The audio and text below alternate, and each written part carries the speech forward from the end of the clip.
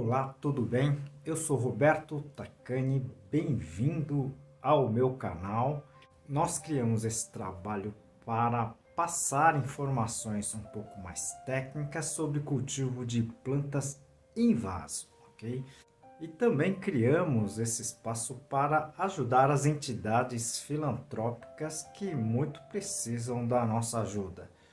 Hoje eu dedico o vídeo para a Casa Três Irmãs, Casa Lar Três Irmãs. Ajude você também.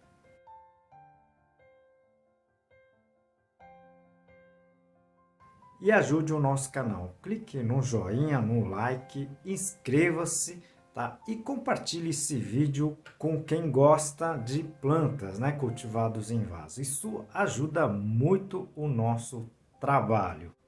Hoje vamos responder as perguntas da semana. Sessão de número 87. Perguntas bem interessantes encaminhada por vocês. Fique até o final do vídeo que está bem interessante.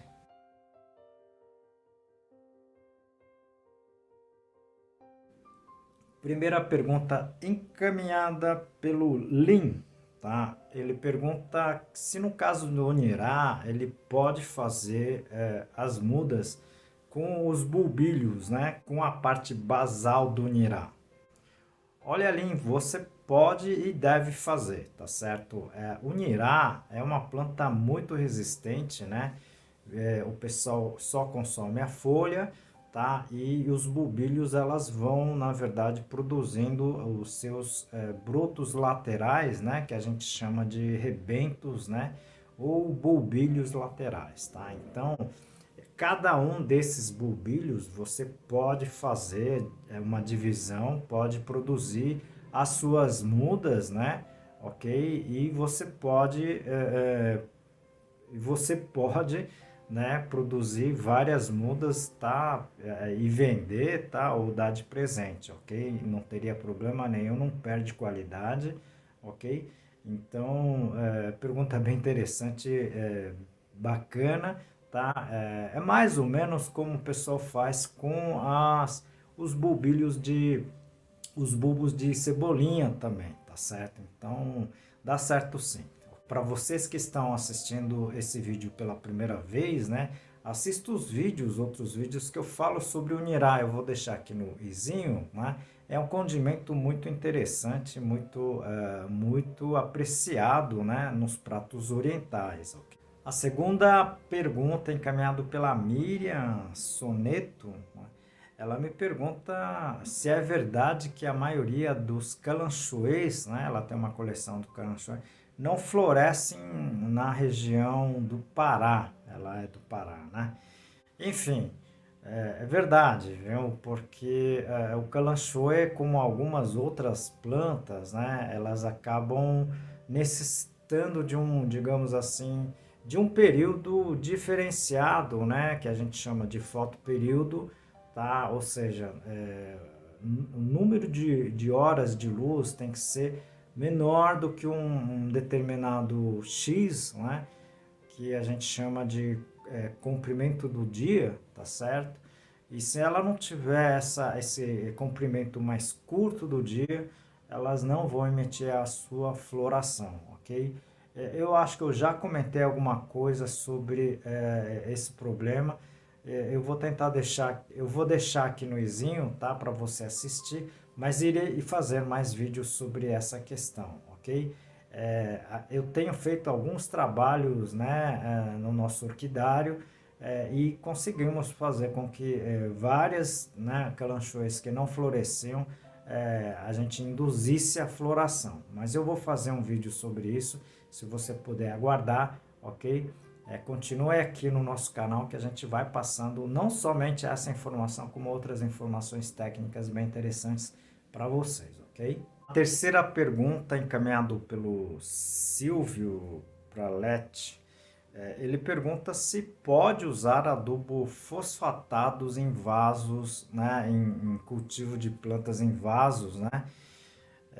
Silvio, eu já postei alguns vídeos sobre esse item, eu vou deixar aqui no izinho, se você puder assistir, seria bem instrutivo, tá certo? Olha, mas respondendo aqui rapidamente, né, você pode sim utilizar o adubo fosfatado, ok? Sem problema nenhum, tá?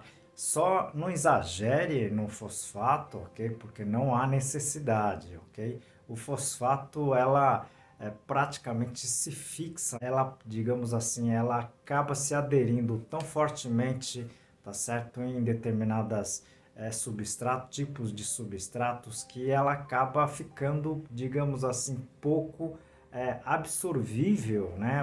Pouco a planta consegue absorver, tá certo? Eu falo sobre esse item em alguns vídeos, se você puder assistir, tá certo? Tá na seção de adubos corretivos e afins, tá certo? Se você puder assistir, seria bem interessante. Aproveito essa oportunidade para apresentar o nosso livro Cultivo Técnico de Plantas Suculentas, escrito pela minha pessoa e por mais 2 colegas. Esse livro é técnico, mas está escrito de uma forma bem simples para que todos consigam aproveitar o livro. Vou apresentar para você o capítulo, né, classificação das espécies. A quarta pergunta encaminhada pela Mariane, né, ela me pergunta qual é a minha tesoura de poda da minha preferência, né? Olha, Mariana, eu sinceramente eu uso vários tipos de tesouras de poda e de alguns, digamos assim, fabricantes, tá? Vai depender muito do que você vai utilizar, né? Tesoura a poda, por exemplo, de folhas, né? Eu utilizo tesoura de ponta fina, tá? Aquelas mais retinho, né? E as tesouras para estacas, né? Ou tesoura para galhos mais grossos, né? Eu utilizo a tesoura curva, né? Essas tesouras mais profissionais, tá certo? Agora, se você souber utilizar a tesoura direitinho, que eu ensino principalmente em um dos vídeos, eu vou deixar aqui no izinho, tá? Você vai ter a sua tesoura por muitos anos, tá certo? Até você pode fazer, digamos assim, você pode afiar a sua tesoura com muito cuidado, mas você consegue afiar, né? Muita gente acaba afiando de forma errada e perde a tesoura, tá? Então, eu vou fazer esse vídeo, aliás, eu estou devendo esse vídeo porque eu estou sem a lima, tá? Mas eu vou fazer isso num vídeo, se você puder assistir, seria bem interessante, ok? A quinta pergunta, encaminhada pela Diva, né? Ela me pergunta se é interessante colocar as folhas secas, né? Picadas, em cima do vaso, né? Como cobertura do substrato. Olha, Diva, sim, é muito interessante, né? Muitas pessoas, infelizmente, tratam as folhas das plantas como lixo, tá? E não deveria ser assim. As folhas das plantas são um produto natural das plantas, da própria natureza, né?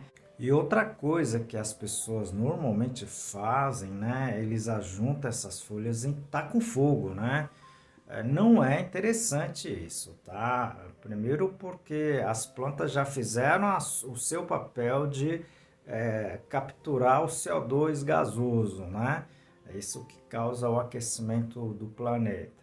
E depois você acaba queimando, não é interessante. Poderia recolher essas folhas, né? Essas folhas mais secas, tá certo? Triture isso aí, tá? Num saco de estopa, qualquer tipo de saco.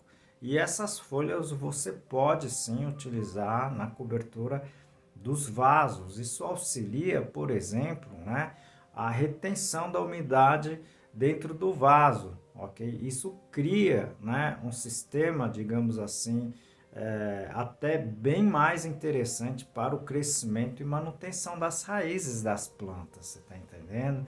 Então, faça isso e passe essa ideia adiante, tá certo? Então, acho bem interessante. Agora, seque bem as folhas para vocês fazerem isso, tá certo? Não vá fazer isso com folhas verdes, dependendo das folhas, né, ela pode acabar né? Compostando, fermentando, pode aquecer o vaso e pode ter o efeito oposto, tá certo? Vocês viram 5 perguntas bem interessantes encaminhadas por quem nos assiste aqui. Encaminhe a sua pergunta também, ok? Porque isso faz com que, isso pode fazer com que muita gente se instrua um pouquinho melhor, né, com relação ao que você esteja fazendo ou ao que você vai fazer, tá certo? Então, envie as suas perguntas, sugestões, tá? E também clique no joinha se gostou, inscreva-se, tá? Clique também no sininho que ajuda muito o nosso canal. Aproveito a oportunidade para apresentar mais um livro, né?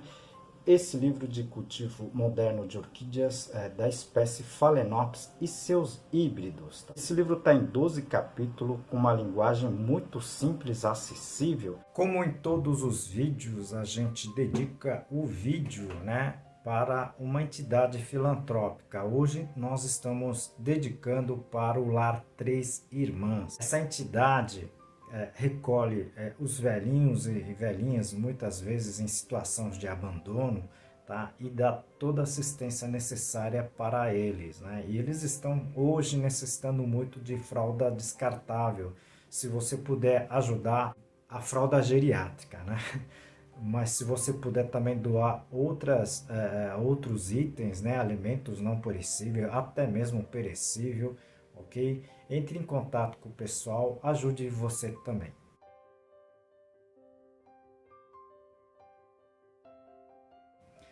E ajude o nosso canal. Clique no like, no joinha, inscreva-se no canal, compartilhe esse vídeo, tá? Isso é muito importante para o nosso trabalho. O YouTube está retirando inscritos, eu não sei porquê, tá? E nós estamos precisando, tá, muito da sua colaboração, ok? Obrigado, tá? E aguardo vocês nos próximos vídeos.